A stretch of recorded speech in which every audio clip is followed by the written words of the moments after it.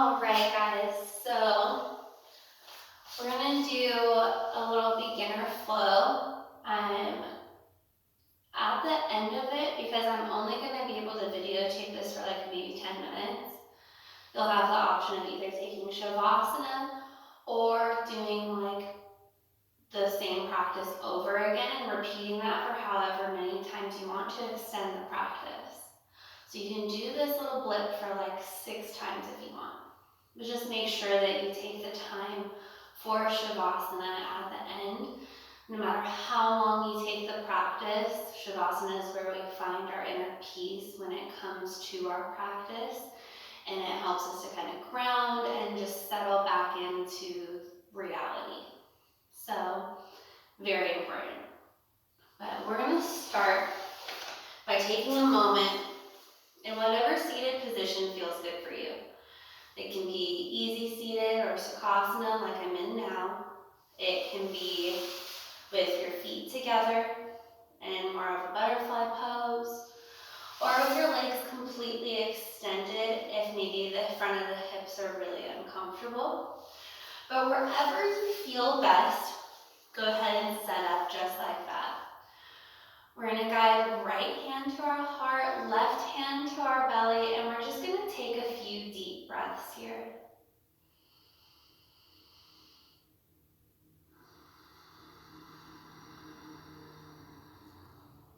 Breathing in the nose, out the nose.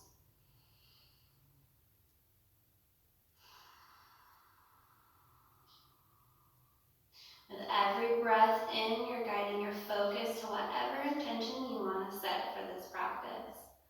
Whether it's to be kind to yourself, to push yourself, or to let something go. Every inhale, focus. And every exhale, release whatever doesn't serve you. Any limiting beliefs, any stress, any worry. Inhale, guiding that focus. Exhale, release.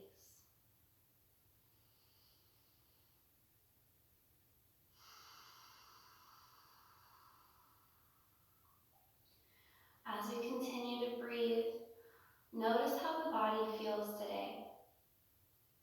Any sensations of discomfort,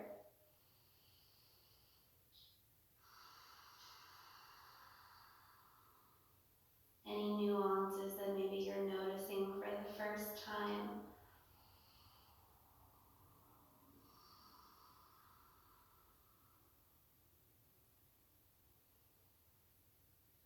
And whatever you become aware of, accept that as your starting point for our practice today. Allowing yourself to be really aware and really mindful throughout the rest of our practice. Not forcing the body to do things it's not ready for.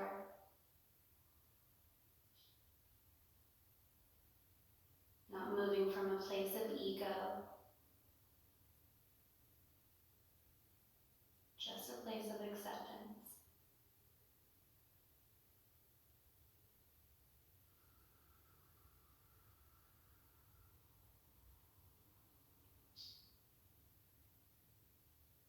On the very bottom of our next exhale, go ahead and release the hands to the knees and just join me in a few neck circles. They can be as big or as small as you'd like.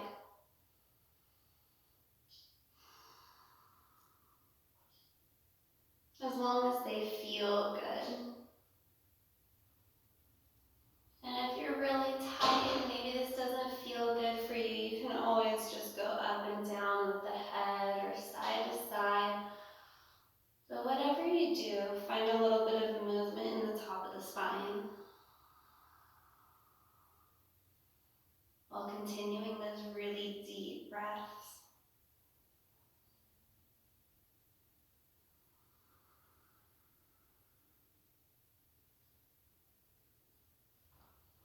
Go ahead and bring the head to a place of neutral. We're going to go ahead and plant right hand down. Inhale, Extend left arm up and over. Feel the whole side body here really lengthening and opening up for you.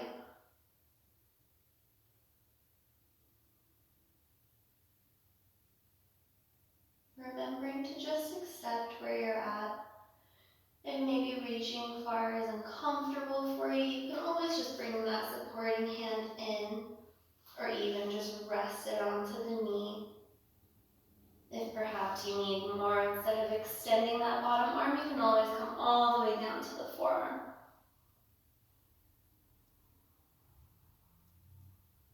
Then inhale, use the top arm to bring you all the way upward, and repeat that on our other side, reaching right arm up and over. Keeping that chest nice and proud so it's facing out, we're not collapsing in.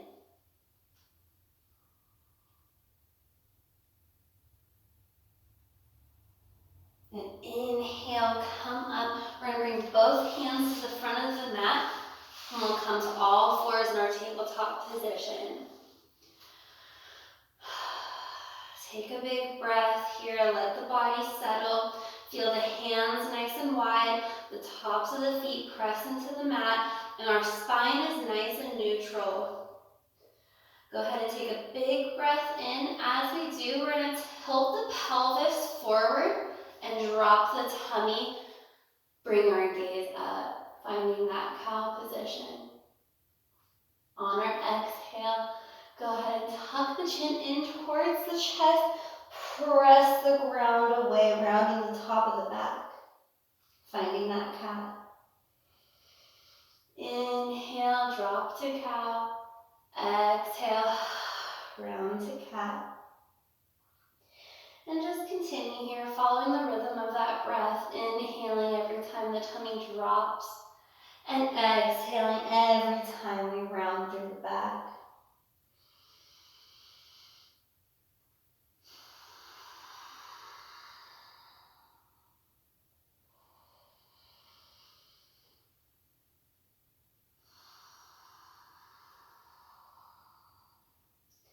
Go ahead and return to a nice neutral back.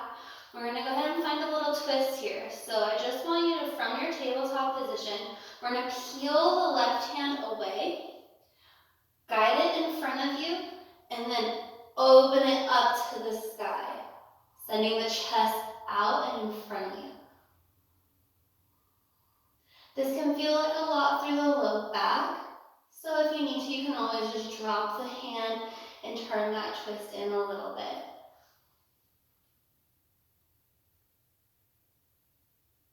Remember, our practice is a practice, so as we continue to practice, we'll get better. The only thing that hinders us getting better is getting hurt, and that comes from a place of just moving past wherever we're at, without being cautious, without being mindful, without being present in the body. Go ahead, exhale, guide that hand down. We're going to take the same journey with our other hand. Right hand comes forward, then opens up so the chest is nice and proud. And you can see that twist in the low back here. Find how it feels good for you. If you need to bring the hand down and turn in a little, you certainly can. Or if the twist doesn't feel good for you, I'll show you another alternative. You can cross the toes together, send the hips back, knees will be as wide as the mat, and you can walk all the way down, resting the head, finding child's pose. Child's pose is our safety. It's where we can ground and reset if you're ever out of breath, or if maybe a pose is just too advanced for you. This is something you can always come back to and just take your time. It's okay.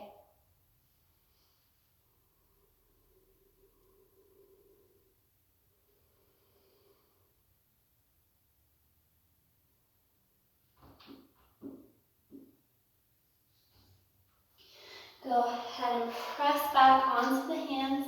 We're going to uncross the feet. Curl those toes. We'll send those hips back one more time. Now we're really pressing into that heel of the hand. So once we're in the heel of the hand, we're going to take our gaze between the feet. We'll lift the hips, and we're just going to take a tiny step back.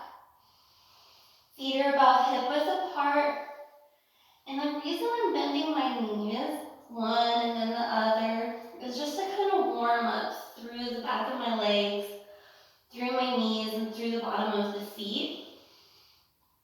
Especially if you're really tight, or perhaps this is like your first time you're ever practicing, take it where you can get it. Like, you don't have to be like all the way driving your heels down with like perfect form the first time. No one is asking you to do that. So why are you asking yourself, right? Take it where it feels good. Find the movement that honors where you're at. And if you feel good, you can draw the heels down as much as you'd like. I care less about how far the heels come down, more so than I do this back angle. And I'll show you why. A lot of people will try to push down past their limit in the heels, and they do this number with their back.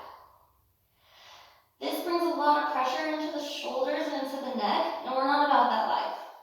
So bend the knees, drop the shoulders, press into the heel of the hand. Now we have a nice angle in the low back, and we can totally keep it here. As we practice, we get better, and we can maintain that angle with straight legs. Once we're here, we're going to take a big breath. And on our exhale, we're going to shift the weight forward into our hands. This will be our plank. If we like, we can drop down to knees. We're going to go ahead and just lower down as slowly as we can onto the chest. Take a big breath. Maybe even exhale out the mouth.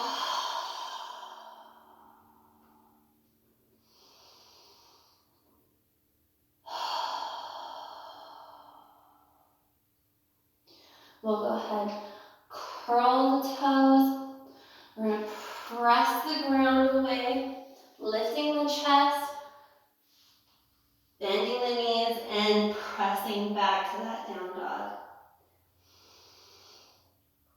Go ahead and look between the hands. We're going to lift the left leg, bend the knee, step it right behind the left hand. Big inhale. Exhale, we're going to step right hand behind right foot. Take a forward fold here. If you can't touch the ground, that's cool, no worries. Come up on the legs. Or even bend the knees. The biggest thing here is you just really want the upper body to have the opportunity to relax. So if you're here and the upper body is really erect, this is half lift. Totally different posture, beautiful in its own right, but not what we're aiming for. If you're here, you want to maintain straight legs. You're going to relax through the elbows and drop the head.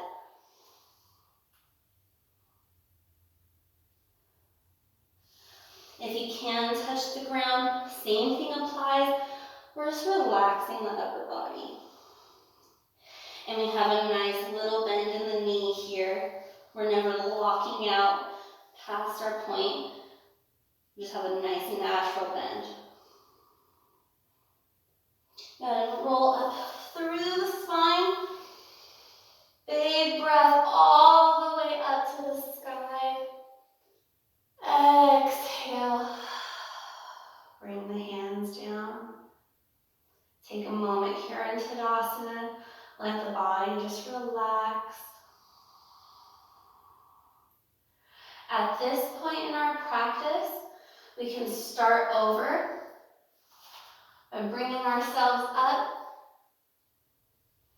down into our forward fold, stepping back to our down dog, and continuing some of the movements that we learned here.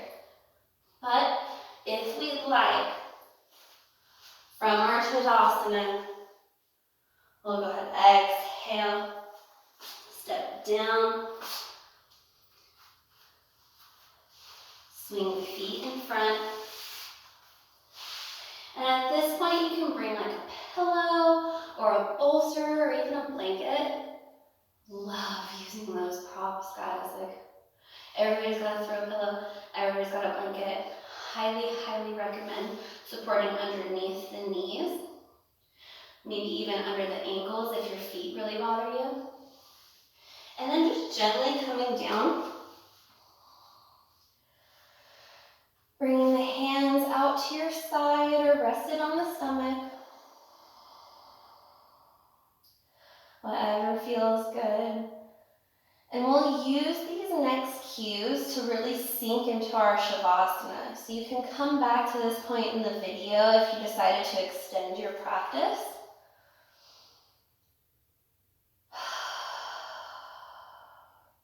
But once the body's nice and ready, it's on the mat, maybe it's supported with those blankets or pillows,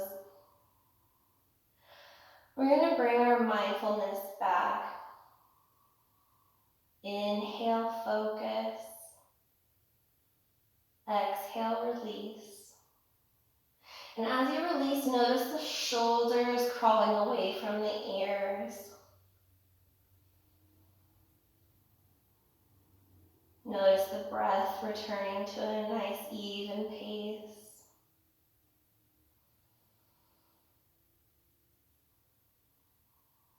Notice the heart beating in your chest.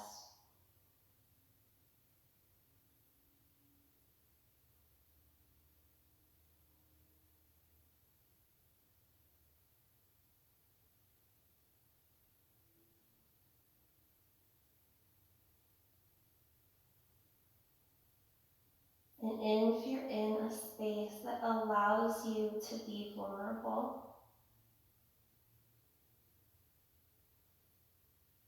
remember that Shavasana is a beautiful place to do that.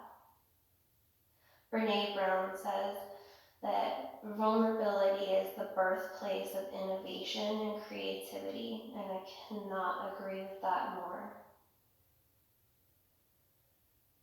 Shavasana can be used as a point of reflection, where we can learn and understand ourselves a little bit better every moment. Or it can be where we come up with our greatest ideas. Whatever it is for you, just allow yourself to be totally present in it.